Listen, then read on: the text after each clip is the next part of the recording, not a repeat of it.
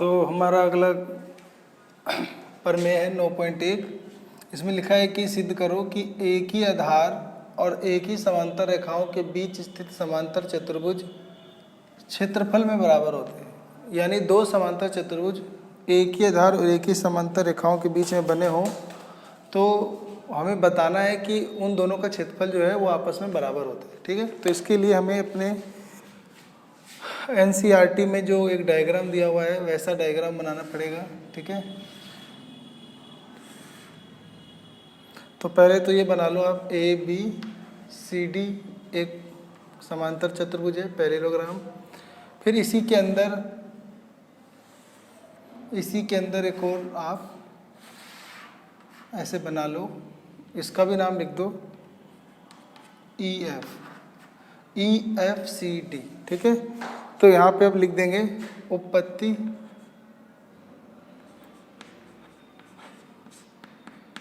तो उपपत्ति में आपको याद करके लिखना है कि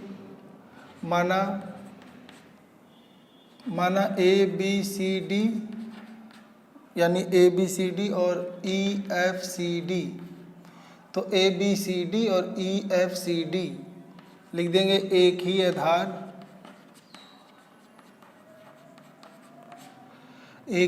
DC व एक ही समांतर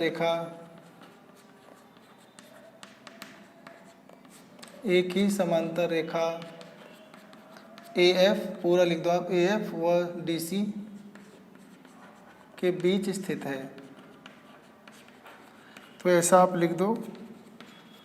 अब लिख दो सिद्ध करना है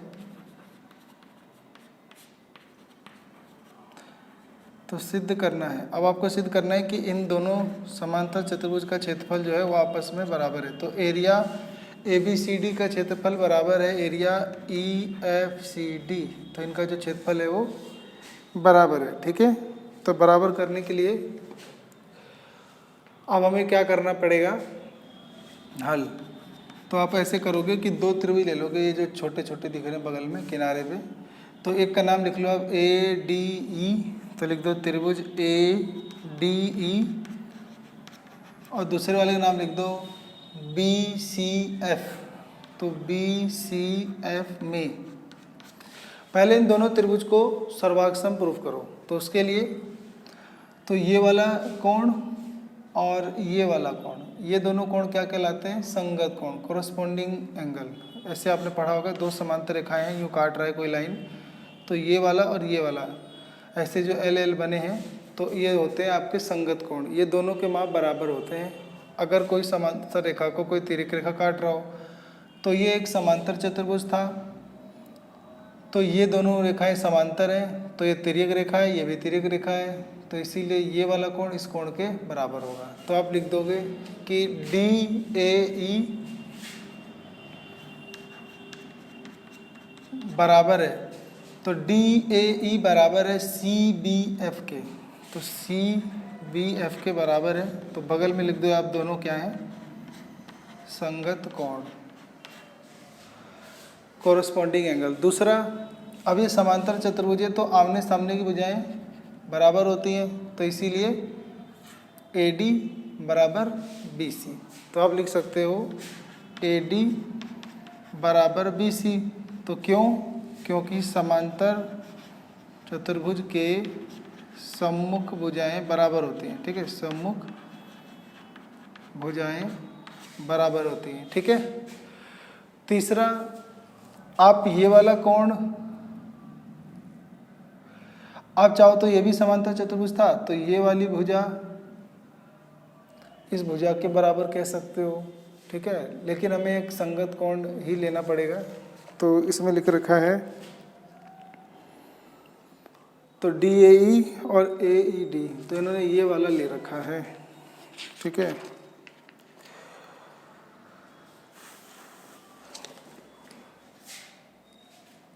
तो चलो हमने ये कोण ले लिया, ये भुजा ले ली, ये भी भुजा ले सकते थे। ठीक है, तो ये कोण भी ले सकते हैं, ये कोण भी ले सकते हैं, मतलब बहुत सारी चीज़ें इसमें ले सकते हैं। तो अभी क्या करो, एक ये वाला ले लिया था एक ये ले लिया, तो चलो एक यही ले लो। तो यहाँ पे लिख दो ED बराबर FC, ED बराबर FC। तो ये लिख दो, ये भी समांतर चतुर्भुज के सम्मुख भुजाएं बराबर होती हैं। तो हमने तो 3 चाहिए होता है, तो हमने 3 तो लिख दिया, ठीक है। लेकिन ना ये कोण ना अलग जा रहा है, ये कोण बीच में होना चाहिए था। तो इस कोण के लिए अब ये कोण भी संगत लेना पड़ेगा, क्योंकि ये वाला और ये वाला समांतर रेखाएं और ये तिर्यक रेखा है, तो ये कोण और ये कोण संगत कोण बना रहे हैं। तो कोण AED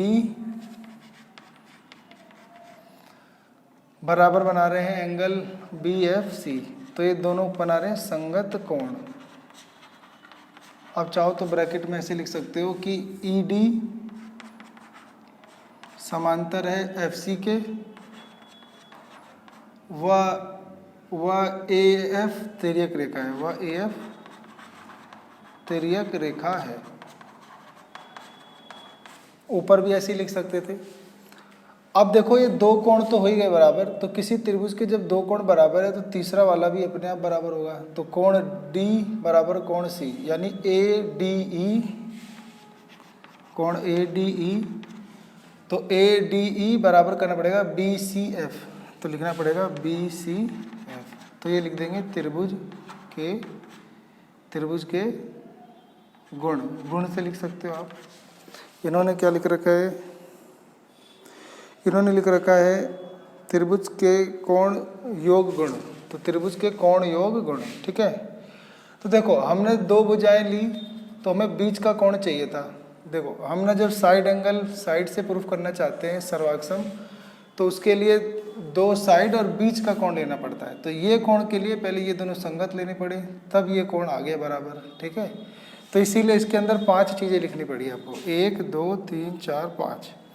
तो अब ये जो त्रिभुज है ADE सर्वाक्षम हो जाएगा BCF के।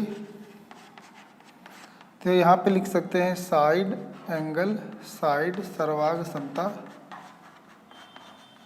कसौटी या नियम से, ठीक है। अब उसके बाद जब 2 त्रिभुज सर्वाक्षम हो गया, तो अब एक लाइन लिख देंगे, हम जानते हैं कि यदि कोई 2 त्रिभुज सर्वाक्षम होते हैं तो वे क्षेत्रफल में बराबर होते हैं, तो वे क्षेत्रफल में बराबर होते हैं, या कह लो उनका क्षेत्रफल बराबर होता है। तो अब ये दोनों त्रिभुज सर्वाक्षम हो गए प्रूफ, तो इनके क्षेत्रफल बराबर होंगे। तो लिख देंगे ADE का क्षेत्रफल बराबर हो जाएगा BCF के क्षेत्रफल के, ठीक है। तो लेकिन हमें ये नहीं प्रूव करना था, हमें तो प्रूव करना था कि ABCD समांतर चतुर्भुज ABCD बराबर है समांतर चतुर्भुज EFCD। तो हमें तो चाहिए था ABCD लेकिन और EFCD चाहिए था, लेकिन हमें यही बराबर किया है इसके। तो ये वाला पार्ट अगर इसमें जोड़ दें, यानी EBCD अगर इस त्रिभुज में जोड़ दें तो ये बन जाएगा ABCD। ऐसे ये EBCD अगर इस वाले त्रिभुज में जोड़ दें तो ये दोनों जुड़ के बन जाएगा EFCD, और दोनों समांतर चतुर्भुज क्षेत्रफल बराबर हो जाएंगे, ठीक है। तो अब यहाँ लिख देंगे दोनों पक्षों में बीच वाला एरिया EBCD जोड़ने पर, तो EBCD जोड़ने पर अब आप दोनों में जोड़ दो। तो यहाँ जोड़ देते चलो, तो लिखेंगे ADE और प्लस एरिया EBCD बराबर एरिया BCF और प्लस एरिया EBCD। अब देखो ये दोनों जोड़ो, तो ये त्रिभुज में जब ये जुड़ेगा तो पूरा बन जाएगा ABCD। ऐसे ही इस वाले त्रिभुज में ये जुड़ेगा तो बन जाएगा EFCD। तो ये दोनों जुड़ के बन जाएगा ABCD का क्षेत्रफल, और ये बन जाएगा EFCD। तो बस ये दोनों का क्षेत्रफल बराबर हो गया, तो ये आपका इति सिद्धम, तो ये आपका प्रूफ हो गया, ठीक है। तो उम्मीद करते हैं आपको समझ में आ गया होगा।